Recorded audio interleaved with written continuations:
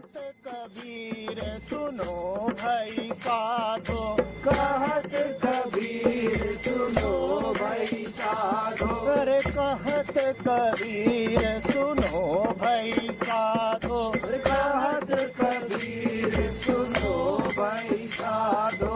साहब मिले सबूरी में, अरे साहब मिले सबूरी में, मन लागो यार फकीरी में। Lot of hyperactivity. Okay. Just too much of energy. It's a good thing, it's a bad thing. Many people have it. I do have it. So it's like keep finding the actions out there.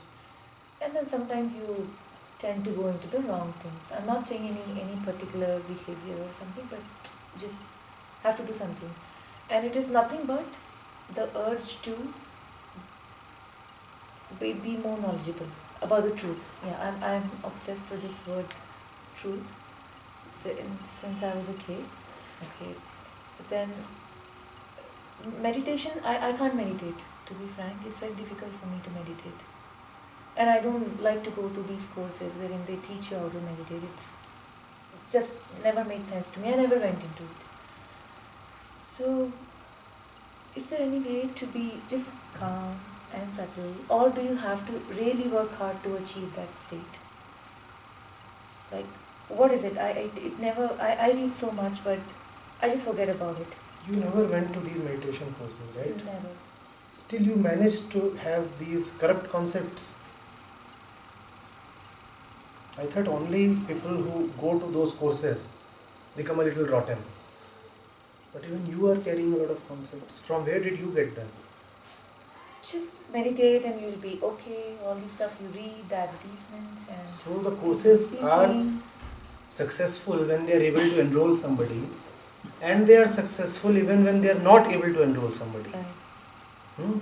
You still manage to imbibe the concepts that they are sending out and that they stand for. Yeah, and they're hollow because it is a temporary feeling. And then it goes on, the restlessness goes on. But still the answer, everywhere they say the answer is meditation. Basic question. Yes. All that you are saying is premised on the assumption that one must be quiet. Now why must one be quiet? I never got that. I thought I'm wrong. Point. Who told you that you must be quiet and look like that image of the saint? Some meditation teacher maybe. Yes, it's just projected everywhere. Yeah. And you didn't enroll and yet bought what they were selling. Yeah. They are successful. So they are successful. Yeah. We must congratulate them. Who told you that you have to look like the image of the Buddha? Who told you? Who told you that you must sit in a particular asana? Who told you that you must breathe in a particular way, and if you are not able to do that, then there is something wrong with you?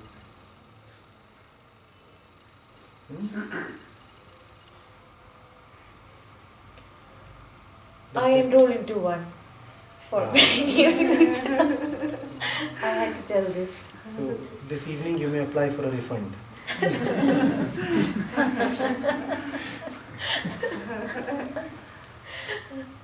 Okay. One is as one is. You need not be photocopies of a particular image.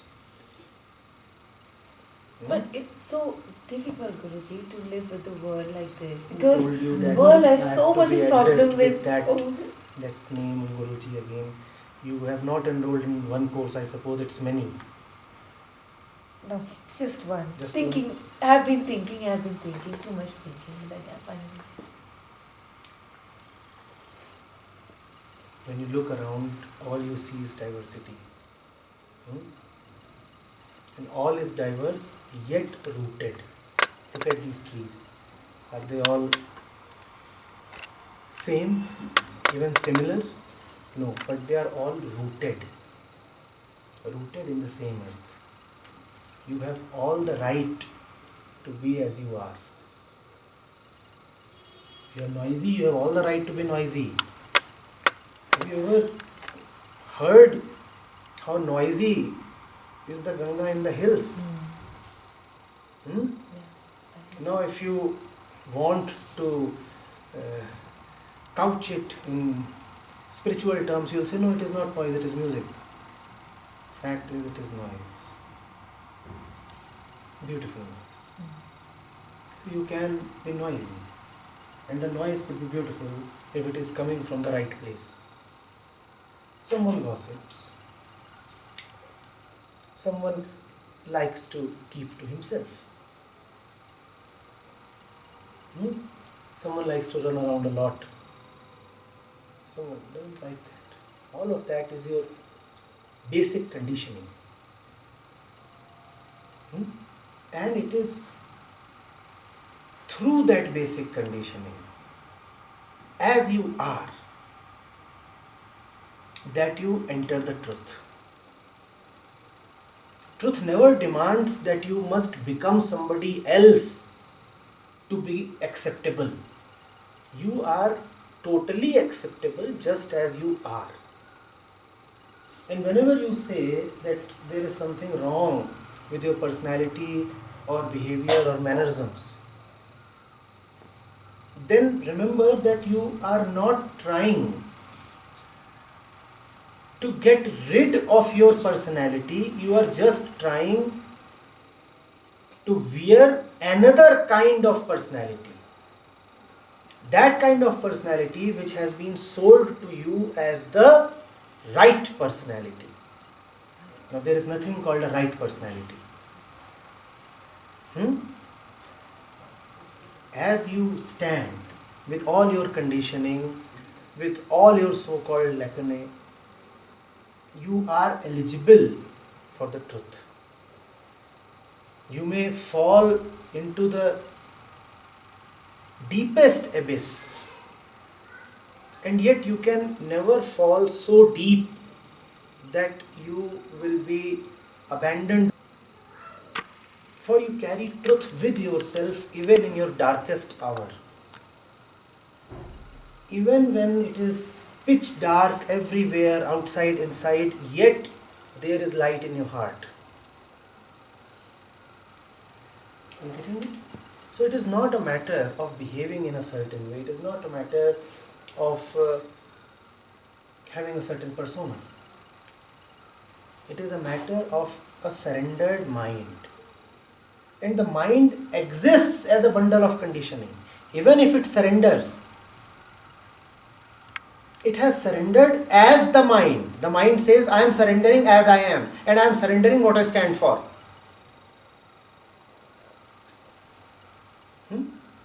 Which means it can't take itself any seriously. It has surrendered its association, its seriousness that it had about itself. Now all that matters to it is the truth. But still, the mind being the mind, it lives in its tendencies. I have a certain accent of speaking. She has a certain color of the eyes. The conditioning runs in the very body. How will you ever get rid of it totally? All you can do is that you can say that it does not matter so much. Can you get rid of your gender? Can you get rid of your height?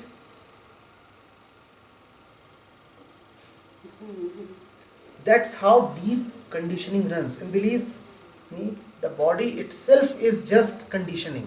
What else is the body? It will exist. Even in the surrendered mind, conditioning will still exist. But the mind does not take that as a valuable. For now, the mind has found the utterly valuable. The mind says, how does it matter? What is the color of my skin or my hairstyle? How does all that matter? No. Does that mean that the skin loses its color? The color still remains. but the color is now not something important. So you will retain your mannerisms, you will retain all that which you have accumulated, at least a lot of it. Gradually, as it becomes unimportant and more unimportant and more unimportant, it keeps dropping. You keep shedding it. Itself, by itself, it keeps dropping. But as long as you remain to talk, as long as you remain to ask a question, something remains. Do not despise that something. That something is your vehicle. The truth calls. But you go and open the door with these legs. Do not despise your legs. When the truth knocks on the door, you hear the knock and you go and open the door. Do not despise yourself.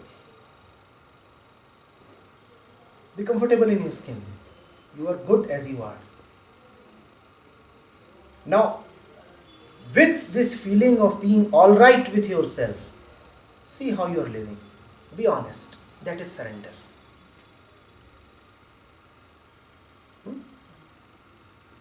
Are you getting it?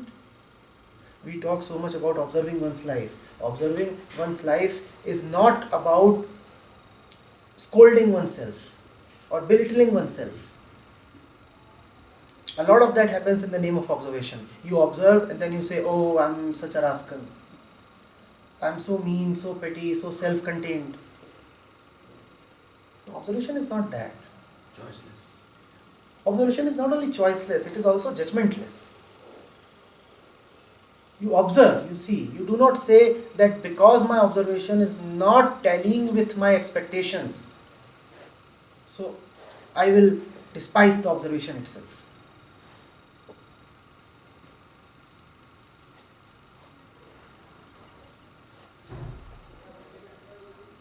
Something nice happened today. Devesh, he touched a particular plant. And what did he get? Rashes. The skin got blistered. And then there was a man selling his wares by the roadside. And we go to him and he says, oh, 1 minute.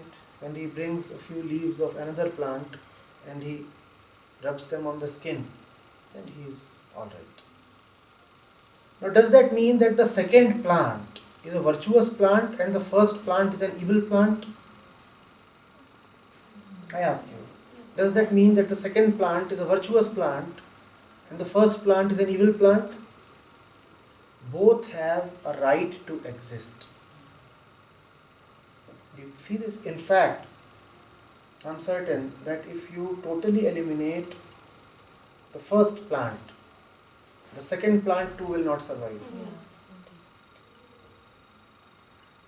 So you may be A, you may be B, you may be C or the opposite of C, you are alright. Even when you see the deepest flaws within yourself, never take yourself to be existentially a reject. Had you been rejected by God, you would not have been there. Neither as a body nor as a consciousness, and obviously not as understanding. Have this deep-seated confidence. Have this reasonless sureness. I'm alright. And that reasonless sureness, mind you, enables you to shed all that which needs to be shed. It is a little paradoxical, but take this. Only when you have no resistance towards what you are, then you are able to change fearlessly. Ordinarily, when we do not like something, then we change it. But in spiritual terms, in real terms, only when you like yourself totally, then change happens. You change your clothes when you don't like them. But in the case of the self, the ego, the mind, it is different. Have a total non-resistance towards everything. And then change is so quick. And you wonder, I was alright with it and yet it is changing, going? Yes. It is changing, going because you touched it with love. If you will touch it with hatred, it will stay. The ego is obstinate.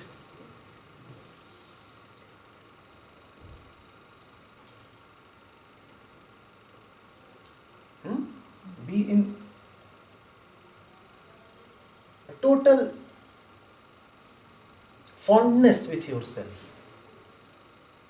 And then see how all that which is rotten just drops. You are saying, I am the superhero.